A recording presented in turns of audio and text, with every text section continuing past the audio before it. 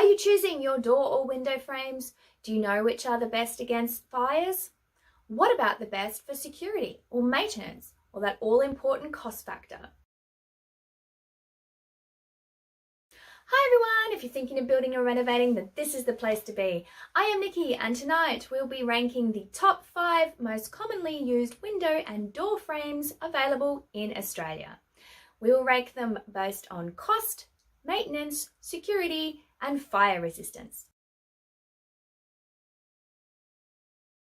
Now, I'm not talking about the strength, longevity, or durability of the material. I've covered that in other videos, but what I am talking about is how much effort it's going to take to keep it at its best, which means it will last longer and perform better throughout its life.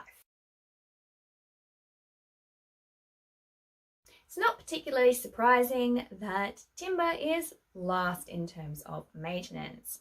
It is a natural material that needs to be painted or sealed to withstand the weather. Depending on the weather conditions that you have, you would expect to do a full repaint every 5 to 8 years. In some conditions, you might need to be doing touch-ups yearly, especially if you've got harsh sun or salt spray, something like that. Some timber manufacturers also recommend up to 3 coats of paint or varnish or oil, so check with your supplier when you are considering which window to choose. And if you are doing touch-ups, make sure you cover as much of the frame as possible, even the ends that might not be visible. The whole point of this is to keep the moisture out of your timber to stop it warping and cracking. And regardless of how good you are at your maintenance, it's recommended to inspect them a few times a year. And make sure you give them a good press to make sure there's not any hidden rot or sneaky termites haven't gotten in, eaten the timber out on the inside and just left the paint shell. I speak from experience.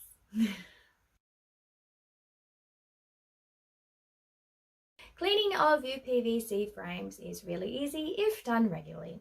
Just warm, soapy water and a sponge.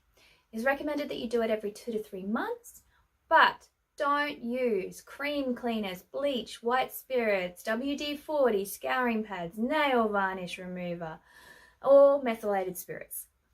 Because remember, uPVC is a plastic, and certain chemicals and plastic do not mix. In the unlikely event that you do get staining or mold on your uPVC window frames, then you need to use a specific uPVC cleaner, otherwise you could void your warranty and damage the frame. An aluminium and timber composite is easier to maintain than timber-only frames because the timber is usually inside the house. So obviously the frame is less exposed to weather, so requires less maintenance. But you still need to inspect the frames several times a year to check for rot and termites, especially in bathrooms and kitchens where moisture level is higher. If you do have composite timber frames, then expect to paint and seal the timber much less often, usually every 10 years or so, sometimes over depending on the manufacturer and the site that you're in. In all honesty, I could not really separate aluminium and steel in terms of maintenance. It's practically the same. While aluminium typically performs better in coastal environments, you still need to wash them down the same way if you had a steel frame. Unlike uPVC and timber frames, aluminium and steel can actually be hosed down to remove any dirt, grime, rust, and you have more options for cleaning products because of the robustness of the metals. I will say though, try and stick with a neutral pH detergent if you have a coating on any of your frames. Honestly, I use a gurney on our frames, on a low setting of course, and I only do it once or twice a year with a mild spray. Takes half an hour at the most. Easy, done. Just make sure you keep the windows shut inside and make sure that they're shut properly. I may or may not speak from experience. And if you choose to do this, make sure you're allowed to from your manufacturer. It's not going to void your warranty, because sometimes they don't recommend it because it might damage your seals.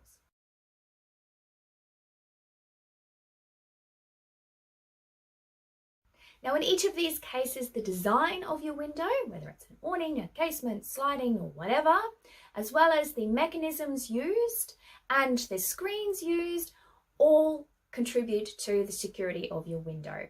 We have covered those things in a separate video, but for tonight, what we're talking about is just the differences between the materials of the frame. In the grand scheme of things, they're all pretty good, but if someone is really determined to get into your house, they are going to do it. But the harder you make it for them, the less likely they are to succeed and the more noise they're going to make. So the less likely they are to stick around. Now, uPVC is not that great in terms of impact resistance. It can be melted with direct heat, much easier than metals or even hardwood timber. The softening point of uPVC is about 60 to 80 degrees, with its structural integrity starting to fail at 160 degrees. To put this into perspective, a handheld professional kitchen torch usually gets to over 1,000 degrees. On the plus side, if you have a thief trying to burn your window frame to get inside your house, uPVC does give off noxious fumes, so there's some potential karma there. And while uPVC is a robust material, it is also more flexible than other options. But if you really want uPVC, then you can get some designs with steel or aluminium incorporated into the frame as well. Anyone who has ever tried to hand saw hardwood timber knows how hard that can be. In terms of window frames, it does provide moderate security, but you would usually have to go with a thicker, solid timber frame, and be really careful on what type that you choose, because some of the engineered or composite timber frames might not be as strong as a hardwood timber. But it completely depends on how they laminate everything and what type of species they're using. And if thieves want to take a torch to your windows, then solid timber typically burns between 200 and 500 degrees Celsius. Aluminium is mid-range on this list, and the level of security depends on the thickness of the frame and the grade of the material. So obviously, the thicker the frame, the harder it is to cut through or damage. You can also reinforce the edges and choose different, more robust profiles that aid against tampering with. And as an added bonus, thieves want to try and melt through the frame. It will take a lot longer than if they were trying to melt through a uPVC frame. A timber aluminium composite provides a little bit more security because of the added thickness and depth of the design and the materials. But obviously this depends on the ratio of the materials. And like I was saying before, if you have a higher gauge aluminium frame, it might actually be comparable or better than a composite timber and aluminium. It all comes down to the manufacturer's arrangement of these materials. So always check. If you want security, then steel is the way to go. It is massively strong and durable. It's just really solid. And of course, it has the highest melting point of any of these materials at over 1,000 degrees. So I could just imagine a thief standing there trying to melt through a frame, thinking there's uPVC and going for 20 minutes and nothing happens. If we've solved your pain point today, please click that like button. Get it? Window pane, pain. Yeah, that was a parent joke. Now, most suburban areas of Australia don't have a BIL rating or bushfire attack level, which means that they are not prone to bushfires. If you are in a bushfire prone area, check with your local certifier, building designer or window manufacturer of the ratings that apply to you and your specific site before you make any decisions. So in comparing these different materials, we're looking at how easily they can catch on fire, how easily they can spread fire, the temperatures that they can withstand. It is no big surprise that timber is the worst when it comes to fires, because they can catch fire quite easily, especially if they're coated in oils, paints or varnishes, which they really should be in order to keep them maintained. You can get fire-resistant timbers, which are usually very, very dense, but generally they can catch fire easily and potentially spread fire much quicker than other materials that are available. It is just the nature of timber. While better than standard timber frames, a uPVC frame still has some downsides. It is good at stopping the spread of fire as it self-extinguishes. It provides better protection against ember attacks and flame fronts because it is so hard to catch fire and burn. But it gives off toxic fumes when it is exposed to fire and is more likely to melt. As you will see in our comparison table later, it cannot withstand high temperatures, which means structural failure is more likely if you have a uPVC frame. In fact, most uPVC windows that boast fire or bushfire ratings are actually composite windows, incorporating steel or aluminium frames. As you might expect, aluminium and timber composite is mid-range for fire protection. Aluminium performs better than timber alone, and given the timber is on the inside of the structure, the main concern would be the internal house fire more than a bushfire or a neighbouring fire. And in terms of structural integrity, you're reliant on the aluminium, not the timber. As always with composites, there are so many different combinations, it's very hard to give definitive stats on this, but I can tell you it is a good all-rounder. Aluminium has really good fire resistance. It is non-combustible, which means it won't catch fire, and it makes it harder for fire to spread, but it does conduct a lot of heat. Structurally, the amount of heat needed to melt an aluminium frame is far more than timber or uPVC, which makes it a really good choice. Just like aluminium, steel is also non-combustible, but the thermal conductivity of steel is much less, which means that the heat transfer through steel occurs at a much lower rate. Keeping the heat contained longer can allow more time for occupants to escape a burning house, which is great.